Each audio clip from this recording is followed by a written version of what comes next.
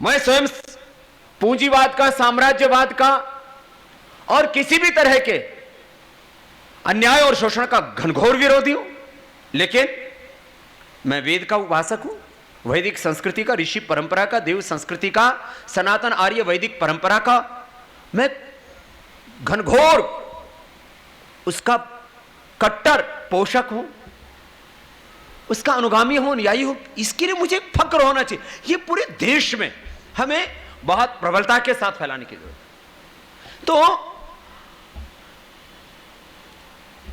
मैं कहता हूं, यदि कोई वैदिक धर्म से श्रेष्ठ किसी भी मजहब को, वैदिक धर्म से श्रेष्ठ, मुझे इस बात का भी अफसोस है, हमारे कुछ लोग धर्म के नाम पर चोगा पहन लेते हैं और जाकर के को पीस टीवी चलाने वाले हमारा पता नहीं कौन एक मुस्लिम भाई है, उसके सामने खड़े हो जाते हैं, वहां बेइज्जती करवा के आ जाते हैं धत्तरे की।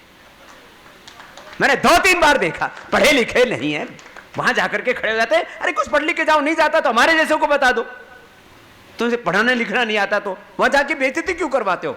मैं कहता हूं, यदि कोई दुनिया का व्यक्ति वैदिक धर्म, अध्यात्म और संस्कृति श्रेष्ठ किसी अन्य संस्कृति को यदि साबित कर दे तो मैं आज अपनी वैदिक धर्म को छोड़ने के लिए तैयार हूं। लेकिन यदि वो पराजित हो तो आदि शंकराचार्य की तरह शास्त्रार्थ करे, फिर वो वैदिक धर्म स्वीकार कर ले। लेकिन हिम्मत तो नहीं ना किसी में बात करने की। क्या बात करेंगे? वेदों के 2000 से ज्यादा ऋचाएं और 1 लाख से ज्यादा श्लोकों का हमारा महाभारत और तमाम हमारे इतने ज्ञान विज्ञान के ग्रंथ, ये हमारी जो परंपरा है, ये क्या है? ये सारा का सारा साइंस है, सब कुछ है इसके अंदर। आप उस इतनी महान परंपरा को आप कहां, किससे तुलना कर रहे हो उसकी? तो एक बात ये कहना चाहता हूं कि भाई, कोई कहता है कि भाई मेरे को तो ना हिंदू धर्म पसंद नहीं आया, इसलिए मैं तो ये धर्म स्वीकार कर लिया, वो धर्म स्वीकार कर लिया। मुझे तो अपना ये वैदिक धर्म जो है वो अच्छा नहीं लगा, इसलिए मैंने वो धर्म स्वीकार कर लिया, धर्म स्वीकार कर लिया। भैया, मैं किसी भी धर्म के बारे में 3 बातें होती हैं। एक, उस धर्म के सिद्धांत, उसकी विचारधाराएं, उसकी सोच, उसके आदर्श, और उसका अतीत, उसका वर्तमान और उसको जीने वालों का आचरण। तो मुझे अपने सत्य सनातन आर्य हिंदू वैदिक संस्कृति, धर्म, अध्यात्म और परंपरा पर एक बात कहनी है। जैसी हमारी संस्कृति है, जैसी हमारी परंपरा है, जैसे हमारे वैदिक सिद्धांत हैं, उतना गौरवशाली अतीत दुनिया के किसी भी मजहब का नहीं है। उतने ऊंचे आदर्श, उतनी वैज्ञानिक सार्वभौमिक चिंतन वो किसी दुनिया के मजहब में नहीं है। एक तरफ सिद्धांतों की उच्चता, विचारधारा की श्रेष्ठता, गौरवशाली अतीत, और दूसरी तरफ उसका वर्तमान और उसको जीने वाले, आचरण करने वाले महापुरुष। आज देखिए उनके जीवन में कितनी दिव्यता है।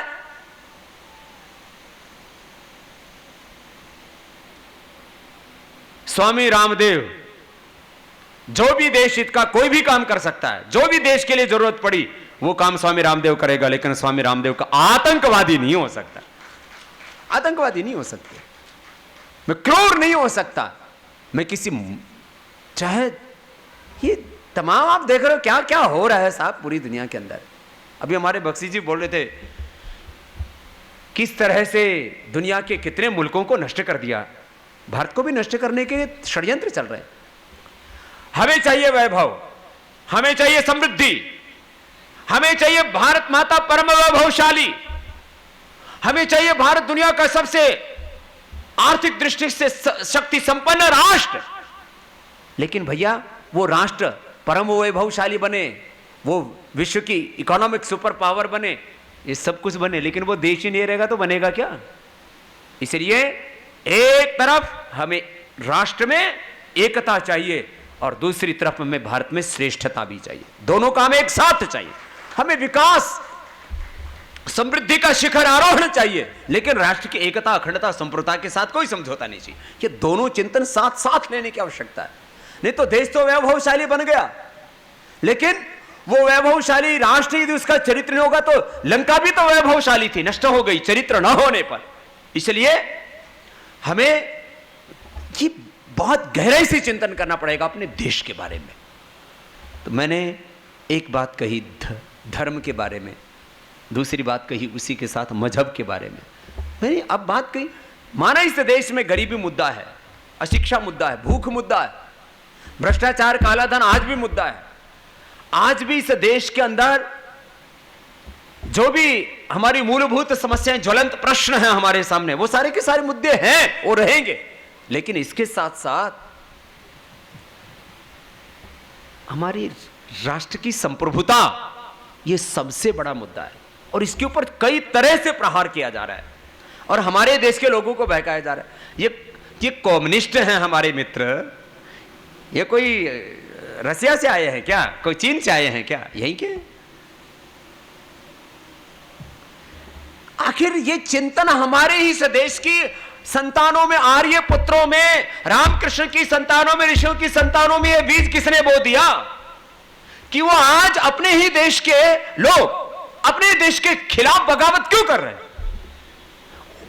वो कौन से थॉट स्कूल्स हैं, वो कौन सी ट्रेनिंग है जो इनको अपने देश के खिलाफ बरगलाती है, उकसाती है, उनको देशद्रोही बनाती है? देश के खिलाफ जो आग उगलते हैं वो पैदा कहां से हुए? ये नक्सलवादी, ये माओवादी, ये आतंकवादी और तमाम तरह के ये लेनिनवादी, मार्क्सवादी, ये सब आए कहां से? ये अपने ही देश के लोग हैं। इसलिए मैं आज ये असहिष्णुता वाली बात के साथ साथ एक बात और कहना चाहता हूं। भाई देखो, एक काम बहुत जरूरी है इस देश में, जो हो रहा है उसके मूल में है थॉट्स। जैसे विचार होते हैं वैसे ही विचारधारा और वैसे ही जीवन। इसलिए हमें ऐसा करना पड़ेगा। और अब हम सुझाव देने की स्थिति में नहीं है, अब हमसे लोग यह अपेक्षा करते हैं कि हमें कुछ ऐसा करना ही पड़ेगा, खाली सुझाव देने से बात नहीं। भाई हम ऐसा करना चाहते हैं जिससे बच्चा जब वो स्कूल में पढ़ने के लिए जाता है और उसका पूरा माइंडसेट तैयार होता है, सारा का सारा तो माइंडसेट के ऊपर डिपेंड करता है कि किसका क्या माइंडसेट है, उसकी क्या आइडियोलॉजी है, क्या उसके प्रिंसिपल्स हैं, उसके दिमाग में क्या चल रहा है। तो हम माने LKG UKG से लेकर के और 12वीं कक्षा तक और उसके बाद में विश्वविद्यालयों में एक ऐसी शिक्षा चाहते हैं जिससे इस देश में एक भी आतंकवादी पैदा ना हो, चारों तरफ राष्ट्रवादी लोग पैदा, ऐसी शिक्षा चाहते हैं। वो विचार डालना पड़ेगा हमें बचपन में। आज मैं खड़ा हूं तो बचपन के विचारों ने मुझे यहां खड़ा किया है। आज मैं सन्यासी बना हूं तो मेरे विचारों ने मुझे सन्यासी बनाया। आज मैंने योग, आयुर्वेद, स्वदेश और वैदिक संस्कृति के इस कार्य के अपने जीवन को समर्पित किया है तो मेरे विचारों ने मुझे ऐसा करने के लिए विवश किया है। और ऐसे ही विचार हम देश के करोड़ों लोगों में डालना चाहते हैं। इन विदेशी कंपनियों के सामने लोग घुटना टेके हुए थे। अभी इस वित्तीय वर्ष के तो हमने आंकड़े अभी घोषित ही नहीं किए हैं। अगले 3 सालों में तमाम विदेशी कंपनियां शीर्षासन कर चुकी होंगी। ये विचार आखिर कहां से आया? अरे हम तो कोई IIM में पढ़े भी नहीं। एक बार मुझे जरूर बुलाया था IIM अहमदाबाद में लेक्चर के लिए। एक बार IIT में गया तो वहां बखेड़ा ही हो गया। अभी JNU में जाऊंगा तो पता नहीं क्या होगा।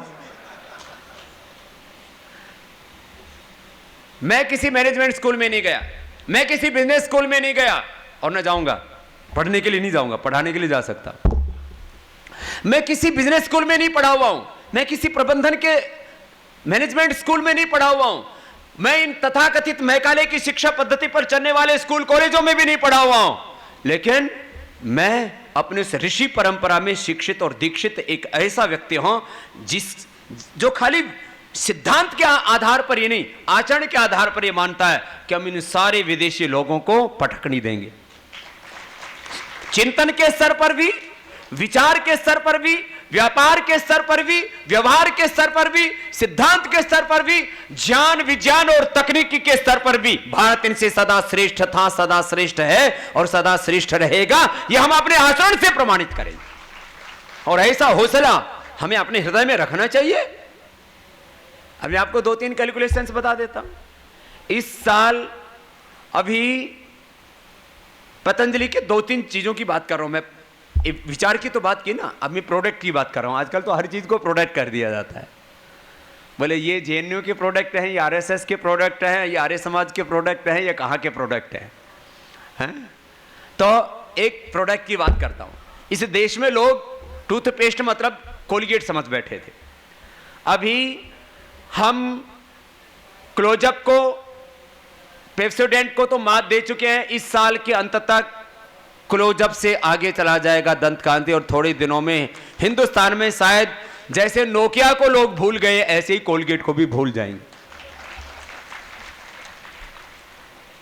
हमारे पास में कोलगेट के टॉप जो चाहे उसके सेल्स में थे, मैंने मार्केटिंग से लेकर के और जो है सेल्स से लेकर के उनके मैनेजमेंट से लेकर के तमाम उनके लोग भाग भाग के बोले बाबा जी हमको जॉब दे दो। मैंने कहा क्यों? बोले बाबा जी नहीं तो थोड़ी देर बाद हम जॉबलेस हो जाएंगे, तब आप भी हमको नौकरी नहीं देंगे। अभी इस महीने के में करीब 20 लाख और अगले महीने हम 25 से 30 लाख दंत कांति बनाने की कैपेसिटी बना चुके हैं। ये कोलगेट से ज्यादा है प्रतिदिन। आप क्या कहेंगे ये ऐसा कैसे हो रहा है? अरे आप में हौसला होना चाहिए, ईमानदारी होनी चाहिए। आदमी को देखो दुनिया कुछ भी कहे, जग बैरी हो जाए, आप ईमानदारी रखिए और अपने काम में 100% पुरुषार्थ कीजिए। अरे दुनिया के इंसान तो क्या, भगवान भी आपकी मदद करेंगे और आप सफलता के शिखर पर पहुंचेंगे। तो माना कि हमें अपने दुश्मनों से सावधान रहना है, लेकिन अपने ऊपर बहुत गौरव रखना है किसी भी क्षेत्र में। ये तो मैंने एक बात कही आपको। ऐसे ही अब खाली 2 कंपनियां बची हैं इस देश में, एक पीएनजी और एक यूनिलीवर। तो इनकी तो औकात ही कुछ नहीं है। आपके अंदर यह हौसला होना चाहिए। कोई भी क्षेत्र हो आपका, सामाजिक, आर्थिक, राजनीतिक, आध्यात्मिक, धार्मिक, हर क्षेत्र में आपको स्वयं पर गौरव होना चाहिए। और उस आत्मगौरव को, उस आत्मविश्वास को, आपके आत्मसम्मान को नष्ट करने के लिए चारों तरफ ये षड्यंत्र चल रहे हैं। अब ये तो मैंने एक ब्रांड की बात की बीच में थोड़ी सी, क्योंकि अभी तक अपने देश में क्या होता रहा, बड़े बड़े इस देश के पढ़े लिखे लोग भी विदेशी लोगों की गुलामी करते रहते। हिंदुस्तान के लोगों ने ब्रांड ना के बराबर बनाया, बने हुए ब्रांड्स के पीछे जाकर के लाइन में कतार में खड़े हो गए। एक बात कह करके फिर अगली बात कहता हूं। हम वो दिन देखना चाहते हैं जैसे आज आप यूके, यूएसए, कनाडा, इनके एम्बेसीज में जाओ ना हिंदुस्तान में, तो लाइन लगे मिलेंगे। रोज 400, 500, 1000 लोग लाइन लगा के खड़े रहते हैं। हम आने वाले 10, 15, 20, 25 सालों में वो दिन देखना चाहते हैं जब पूरी दुनिया में भारत के दूतावासों में, एम्बेसीज में विदेशी लोगों की लाइन लगी पड़े कि हमें भारत जाने का मौका मिले। ऐसा समृद्ध देश, ऐसा ज्ञानशील देश, ऐसा उन्नत देश, ऐसा चरित्रशील देश, ऐसा देश बनाना अपने को। ये छोटी मोटी बातों में उलझ के नहीं रहना है। अगली बात, एक बहुत खतरनाक चिंतन इस पूरी दुनिया में चलाया जा रहा है, और वो ये, और मैं यहां पर फिर उन मजहबों का नाम नहीं लूंगा, कि मेरा मजहब सर्वश्रेष्ठ है। ये बहुत खतरनाक चिंतन चल रहा है, और ये सबसे बड़ा असहिष्णु चिंतन है। साहब ये जो है आपका यहां के लिए तो ये ठीक नहीं है। असहिष्णुता एक मिथक, यह असहिष्णुता एक सत्य है। किसके लिए? उन लोगों के लिए जो ये कहते हैं मेरा ही मजहब सर्वश्रेष्ठ है। जब तक आप मेरे मजहब में नहीं आ जाओगे तब तक तुम्हारा उद्धार नहीं हो सकता। और वहां उनके उद्धार का कारण, उनके जन्नत में जाने का कारण या हेवन में जाने का कारण आपका कर्म नहीं है, आपका आचरण नहीं है, आपके आचरण की श्रेष्ठता, पवित्रता, ईमानदारी नहीं है। आप खाली मजहब बदल लो, आप स्वर्ग में चले जाओगे, जन्नत में चले जाओगे। ऐसी जन्नत और स्वर्ग जाए बाढ़ में। अरे जिस जन्नत को पाने के लिए, जिस स्वर्ग को पाने के लिए, जिस हेवन को पाने के लिए आपको श्रेष्ठ आचरण करने की आवश्यकता नहीं, खाली आप धर्म बदलवा दो। ये कैसे नॉन साइंटिफिक बात है? यह प्रलोभन दिया जाता है कि आप हमारे मजहब में आ जाओ और बस सारे पाप नष्ट और स्वर्ग की गारंटी पक्की, जन्नत की, हेवन की गारंटी पक्की। कैसे भाई? हमारे यहाँ कहा जाता है, ये लोगों को मजहब बदलते कैसे? हमारे यहाँ कहा जाता है जो जैसा कर्म करोगे वैसा फल मिलेगा। हम कर्म फल व्यवस्था को मानते हैं, हम पुनर्जन्म को मानते हैं, पूर्व जन्म को मानते हैं, हम यूनिवर्सल लॉ को मानते हैं, भगवान की ईश्वरी के विधान को मानते हैं, हम न्याय और कानून को भी मानते हैं। मैंने पिछले दो तीन दिन पहले कहा क्या था, मैंने कहा तो बोला था, भाई तुम रोज हमको धमकाते हो, तुम होते कौन हो भाई? किसी का नाम भी नहीं लिया मैंने, तो मैंने ऐसे बोला था कोई टोपी वाला आता है और हमको धमकाता है, रोज धमकाता है, मेरा शीश काट दो, मेरा ये कर दो, मेरा वो कर दो। मैंने इतना ही बोला, अरे भाई हम कर तो देते, लेकिन हम इस देश के कानून और संविधान को मानते हैं। थोड़ा जोर से बोल दिया अब इतनी सी बात कहते बखेड़ा मच गया। भाई हमने तो कुछ बोला भी नहीं, उसी में बखेड़ा मच गया। अरे बाबा ने ये क्या बोल दिया? अरे बाबा ने क्या बोल दिया भाई? हाँ, हम इसमें गलत क्या बोला भाई? हम तो कानून और संविधान को मानते हैं, तुम रोज हमको धमकाते हो। और फिर भी इतना ही कहा था कि शीश तो कट जाते, लेकिन हम कानून और संविधान से बंधे हुए हैं, इतनी बात। और शायद ये शब्द ना बोला गया होता या आगे पीछे बोला गया होता तो उसको भी एडिट करके चला देते। क्या है ये सब? मैं आपको जो बात कह रहा हूं, मेरा ही मजहब सर्वश्रेष्ठ है, मेरा ही पंथ सर्वश्रेष्ठ है, इस विचार ने इस दुनिया में आग लगाई हुई है। और वो कहते हैं हम पूरी दुनिया को अपने मजहब में ढालेंगे। हमने कभी नहीं कहा मेरा मजहब सर्वश्रेष्ठ है, हमने तो कहा ये सारा संसार ही सर्वश्रेष्ठ है, ये भगवान की रचना है, भगवान की कृति है। सियाराम में सब जग जानी, वासुदेवः सर्वम सर्वम खलु इदम ब्रह्म ईशावास्यम इदम सर्वम यो माम पश्यति सर्वत्र सर्वम च मयि पश्यति तस्याहं न प्रणश्यामि सच में न प्रणश्यति। इतना ऊंचा उदात्त श्रेष्ठ सार्वभौमिक वैज्ञानिक पंथ निरपेक्ष चिंतन हमारे पूर्वजों ने हमको दिया। क्या सिखाएंगे हमको आप? तो ये मैंने कुछ वैचारिक प्रश्न यहाँ पर रखे, और ये मैंने ज़्यादा तीखे लहजे में इसलिए नहीं रखे क्योंकि मैंने कहा बिना मतलब बखेड़ा होगा अभी। लेकिन ये चिंतन करना बहुत ज़रूरी है इस देश में कि हम कहाँ खड़े हैं। अपने गौरवशाली अतीत का बोध होना चाहिए। वर्तमान में हमारे सामने जो चुनौतियां हैं, जो प्रश्न हैं, जो क्राइसिस है, जो संकट है, उससे हमें रूबरू होना चाहिए और एक स्वर्णिम दिव्य भव्य भारत बनाने के लिए हमें विकल्प रहित संकल्प और अखंड प्रचंड पुरुषार्थ के साथ आगे बढ़ना चाहिए। जिसको अतीत का गौरव नहीं होता, वर्तमान के संकट और चुनौतियों का जिसको बोध नहीं होता, और जो अपने स्वर्णिम भविष्य के लिए संकल्पित नहीं है, वो कभी जिंदगी में आगे नहीं बढ़ सकता। तो ऐसे ही मैंने कुछ बहुत गंभीर प्रश्न और कुछ विचार रखे। आज यह असहिष्णुता एक मिथक, एक भ्रांति जो देश में फैलाई गई, उस संदर्भ में हमने व्यापक तौर पर चिंतन किया और जो बहुत गहरी और बहुत गंभीर होने के साथ साथ बहुत कड़वी सच्चाइयाँ यहाँ पर आदरणीय श्री चौहान जी ने और आदरणीय श्री बख्शी जी ने रखी। मैं चाहूँगा एक बार दोनों ही महापुरुषों का बहुत बहुत अभिनंदन है।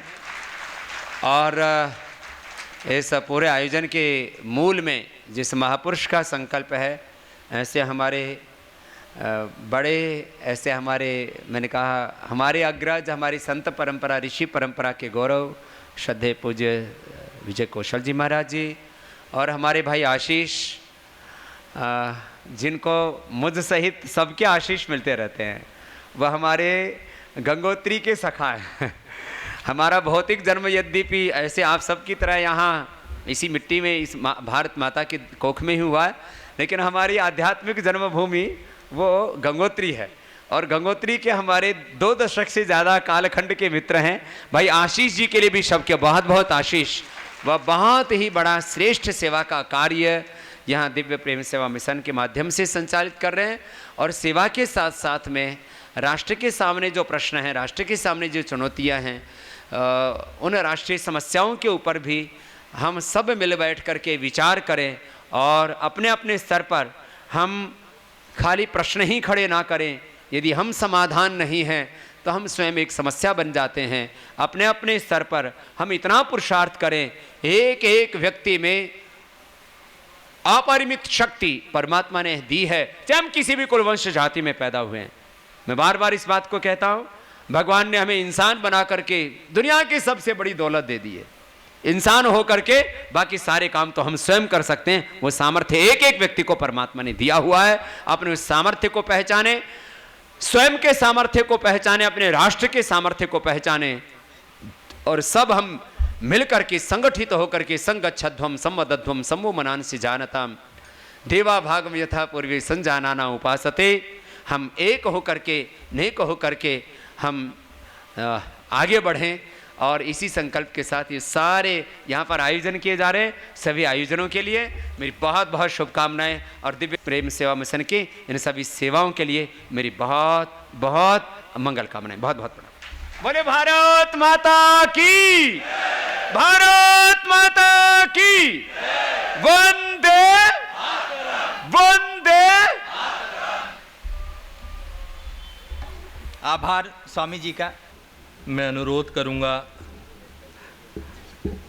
आदरणीय श्री सुरेश चौहान जी को कि वो कृपया कर आए और हमें अपना मार्गदर्शन दें। अब मैं कहता हूं, मेरे साथ कहिए, भारत माता की, भारत माता की, वंदे वंदे। मंच पर विराजमान, मैं स्वामी जी के बारे में क्या कहूँ इस पर थोड़ा सोच रहा था, तो मुझे लगता है कि एक वाक्य में ये कहना चाहिए कि जैसे अंग्रेज़ों के राज पर कभी सूरज नहीं डूबता था, वैसा हिंदुस्तान का योग दुनिया में ऐसा उन्होंने फैलाया कि उन सारे देशों में योग है जहाँ सूरज कभी नहीं डूबता। और योग के साथ अब आयुर्वेद और उसके साथ बहुत कुछ लेकर जा रहे हैं। और जिन भी क्षेत्रों में स्वामी जी ने हाथ लगाया उन क्षेत्रों को उन्होंने विजयी बनाया है। ऐसे स्वामी रामदेव जी हमारे बीच में सामने बैठे हैं। मैंने बाद में देखा पूजनीय विजय कौशल जी महाराज, जिनको शिष्यों को उन्होंने समाज सेवा के विभिन्न क्षेत्रों में लगाकर विजयी बनाया। वैसे तो बख्शी जी को रिटायर्ड कहा जाता है, लेकिन बख्शी जी कभी टायर्ड नहीं दिखते हैं, हमेशा उत्साहित रहते हैं। और केवल सीमा पर ही नहीं तो रिटायरमेंट के बाद भी कैसी लड़ाई लड़ी जाती है, बख्शी जी की तरफ देखना चाहिए। ऐसे बख्शी जी, हमारे प्रिय आशीष जी, दिव्य प्रेम सेवा मिशन के कार्यकर्ता, उपस्थित बंधु एवं भगिनी। वैसे तो मुझे मीडिया के बारे में बोलने के लिए कहा गया है, मैं भी मीडिया का हूँ। तो मुझे थोड़ी देर पहले ऊपर आने के पहले एक पत्रकार ने पूछा कि भाई आप भाईबंदों के खिलाफ कैसे बोलेंगे। तो मैंने कहा हिंदुस्तान में भाईबंदी का एक पुराना उदाहरण है, कौरव और पांडवों का, और इसलिए उन भाइयों के बारे में बोलना पड़ेगा। जो विषय है कि असहिष्णुता का मिथक। मित्रों, मिथक मतलब एक भ्रम। ये भ्रम की स्थिति ही इसलिए बनी है, इस पे इतनी चर्चा करनी पड़ रही है। एक एनजीओ के अनुमान के अनुसार भारत के टीवी चैनलों ने, भारत के टीवी चैनलों पर जो एयर टाइम खर्च किया इंटॉलरेंस इस विषय पर चर्चा करने के लिए, जिसके रिपीट टेलीकास्ट को अगर मान लिया जाए और यूट्यूब पर लोगों ने देखे हुए कंटेंट के हावर्स को जोड़ा जाए, तो ये घंटे बनते हैं 23,000 घंटे।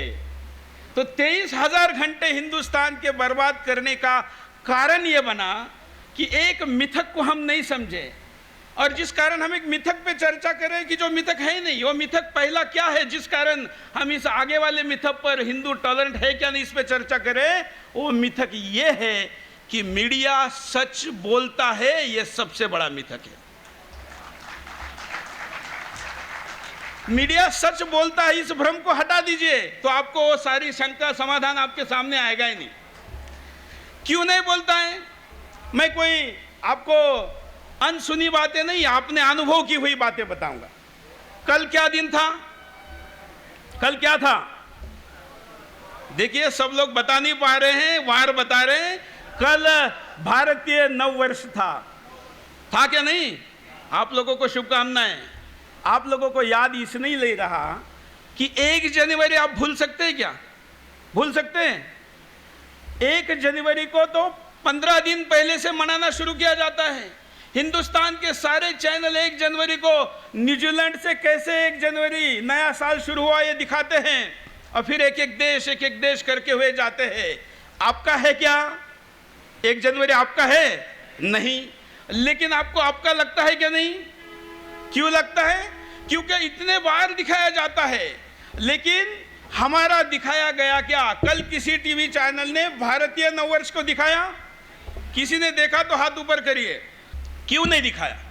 इसलिए नहीं दिखाया कि अगर आपको भारतीय नववर्ष बताया जाएगा, आपको गुड़ी पाड़वा बताया जाएगा, आपको उगाड़ी बताई जाएगी, आपको नवरात्र बताया जाएगा, तो आपको एक बड़े महान परंपरा के साथ जोड़ा जाएगा, जिससे नहीं जोड़ना चाहता हिंदुस्तान का मीडिया। वो नहीं चाहता कि गुड़ी पाड़वा कितने बड़े महान परंपरा के साथ आया है। वो ये नहीं चाहता कि ये नवरात्रों में शक्ति की उपासना की जाती है ये भी बताया जाए। वो ये नहीं चाहता कि उगाड़ी हिंदुस्तान में क्यों बताई जाती है। ये हिंदुस्तान और समाज है जिसको पिछले कई सालों से बड़े ही सिस्टमेटिक तरीके से उसके वास्तव पहचान से दूर रखा गया, और उसके मन में यह हीन भावना बार बार पैदा की गई कि तेरे पास कोई महान परंपरा नहीं है, तू तो बस साफ सचुंदर वाले लोगों का देश हो, तुम तो अभी कहीं टेक्नोलॉजी यूज करने लगे हो। जो मिसाइल आज यूज होता है वो कई हजार साल पहले बनाने वाला हिंदुस्तान को आज बार बार ये क्यों बताया जाता है? क्योंकि अगर किसी को गुलाम बना के रखना है तो उसके मन में स्वाभिमान की जागृति नहीं होनी चाहिए। यह सबसे बड़ा सिद्धांत है, और इसलिए हिंदुस्तान के मन में स्वाभिमान पैदा नहीं होना चाहिए तो इसके वास्तव को कभी भी उसके सामने बताना नहीं चाहिए। यह रणनीति का हिस्सा है। आप कहेंगे कि रणनीति कौन बनाता है? बोलने वाले नाम तो हिंदू है, बोलने वाले नाम तो भारतीय हैं, तो फिर कौन बनाता है? मित्रों, आप जिस टीवी को देखते हैं उस टीवी का रिमोट भले ही आपके हाथ में हो, लेकिन उस टीवी को चलाने वाले और बोलने वाले का रिमोट भारत के बाहर खाड़ी देशों में बैठे शेखों के पास है, हिंदुस्तान के बाहर बैठे चर्चेस के पास है। वो तय करते हैं कि भारत के टीवी से क्या जाना चाहिए, वो विदेशी कंपनियां तय करती है कि क्या जाना चाहिए।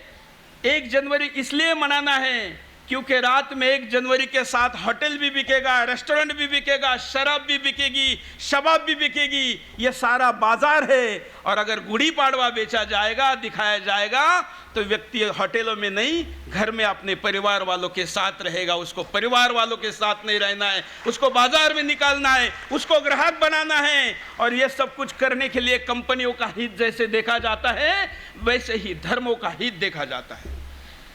मैं जब धर्म की बात कर रहा हूं तो मैं मीडिया के मित्रों और यहाँ पर बैठे हुए लोगों को, और ये वीडियो जिन तक जाएगा उनके लिए खुलासा करना चाहता हूं कि जो बात मैं यहाँ पर बोल रहा हूं इसकी कानूनी रूप से सारी जिम्मेवारी सुरेश चौहान की है। इस मंच पर इसको मैं डालना नहीं चाहता, या इन लोगों को भी इस सवाल के लिए जवाब के लिए आपको पूछने की आवश्यकता नहीं, उसके सारे प्रकार के जवाब मैं दूंगा।